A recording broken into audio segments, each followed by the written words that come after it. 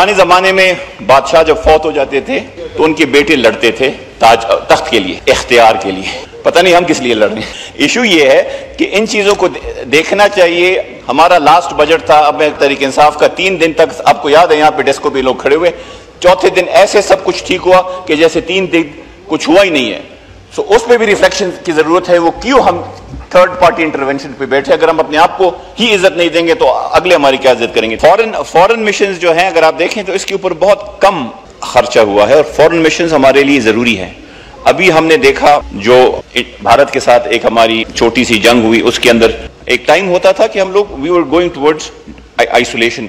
हम जब भी IPU पे या कहीं पे जाते हैं तो वहाँ पे हमें देखने को मिलता है कि जी हमारी प्रिपरेशन, हमारे staff compared to the Indian जो है वो बहुत ज़्यादा कम होता है। आप अगर और भी देखें हमारे मिशंस में तो ट्रेड के जो लोग हैं, जो डिप्लोमेट्स हैं, वो कम होते हैं और फॉर इंटरेस्टिंग रीज़न हमारे वहाँ पे डिफेंस अटैचीज कुछ थोड़े से हद से ज़्यादा बढ़ चुके होते हैं। तो सर इंपॉर्टेंट चीज़ ये है कि फॉरेन मिशंस पे ज़रा इन्वेस्टमेंट्स ज़्यादा की जाए।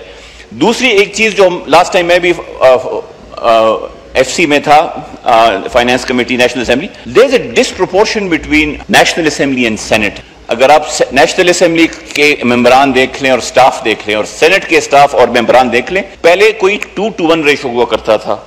अब आई थिंक वहां से एक्सेलरेटर बढ़ गया है तो it's almost equal to the national assembly. I think इस चीज को भी जरा मद्देनजर देखना चाहिए। अक्सर लोग कहते हैं, अक्सर हम सुनते हैं, अभी भी एक डिबेट हुई कि जी स्पीकर की तनख्वाह बढ़ गई, चेयरमैन की तनख्वाह बढ़ गई। 4 लोग हैं ये, एक स्पीकर, एक deputy speaker, chairman, vice chairman.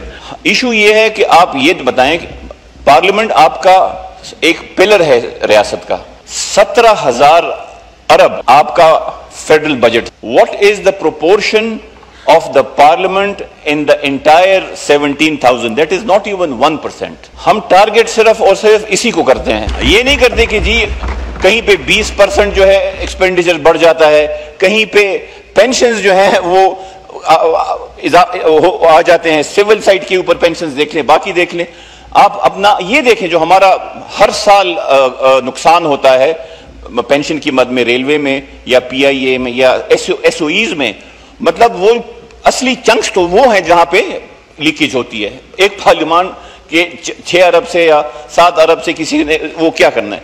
तो सर इन चीजों को देखने की जरूरत है। दूसरा भी ख्वाजा साहब ने बात की मोतसिब के ऊपर। ये सारे जितने भी हैं, federal ombudsman, secretariat for protection against harassment of women at work place, वफाकी मोतसिब, फेडरल टैक्स ओम्बड्समैन, इनकी there has to be some kind of, इनके साथ इनकी जो ये एक्सपेंडिचर है या जो आप इनको जो हम चार्ज एक्सपेंडिचर दे रहे हैं, it has to be tied to some kind of a performance.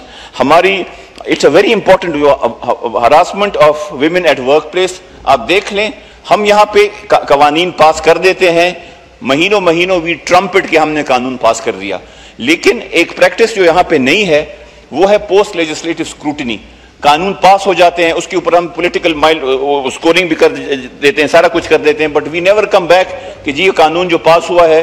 अभी भी आप देख लें हमारे कितने कवानीन है, एक अंदाजा लगा लें कि कितने कवानीन फेडरल लॉज के रूल्स बने हुए हैं। आई वुड से कि नॉट इवन 50%, नॉट इवन 20% ऐसे कवानीन हैं जिनके रूल्स फ्रेम हुए हैं। So without framing of the rules आपका एक्ट जो है वो तो उस तरह इफेक्टिव नहीं होता।